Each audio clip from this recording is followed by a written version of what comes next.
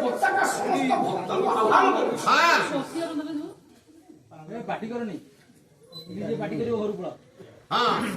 ହେ ଧନୀ, ହେ ଗରିବ, ହେ ଦୁଃଖୀ, ହେ ବ୍ୟାଧିଗ୍ରସ୍ତ, ହେ ବ୍ରାହ୍ମଣ, ହେ ଚଣ୍ଡାଳ, ନିର୍ବିଶେଷରେ ଅଙ୍ଗରେ ପାପ ବୋଲି କିଛି ରହିବ ନାହିଁ। ଖାଲି କହିଦେଲେ ନା କଣ ଜଗନ୍ନାଥ ଗଲେ ଅଙ୍ଗରେ ପାପ ରହିବନି।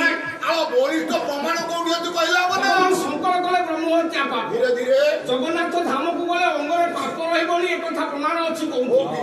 ଭଗବାନ ଶଙ୍କର ଦେବଦେବ ମହାଦେବ ଚନ୍ଦ୍ରଶେଖର ଗୋଟେ ସମୟରେ ବ୍ରାହ୍ମଣ ବଧ କଲେ।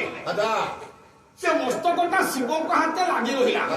ଶିବ ପୁରାଣ କୁହେ, ଆମେ ପଢିଛୁ କହୁଛୁ, ତିରୁପ୍ତି ବୋଧ ନାହିଁ। ଭଗବାନ ଶଙ୍କର କପାଳକୁ ମୋଚନ କରିବା ପାଇଁ ବିଶ୍ୱରେ ସବୁ ତୀର୍ଥ ଭ୍ରମଣ କଲେ, ନିଷ୍ଫଳ ହେଇଗଲେ। ହାତରୁ ସେ ବ୍ରାହ୍ମଣ ମସ୍ତକ ଖସିଲେ। ଭଗବାନ ଶଙ୍କର ପୁରୀ ଧାମରେ ପହଞ୍ଚିଗଲେ।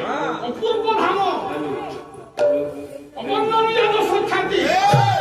ଧାମରେ ପହଞ୍ଚିବା ପରେ ଶଙ୍କରଙ୍କ ହାତରୁ ବ୍ରାହ୍ମଣ ମୁଣ୍ଡ ଖସିଲା। କପାଳ ମୋଚନ ଶିବ, କପାଳ ମୋଚନ ଶିବ, ବିରାଜିତ ଜାନ, ରହିଛନ୍ତି ଦେବ, ଦେବ ଥିଲ ଜାନ।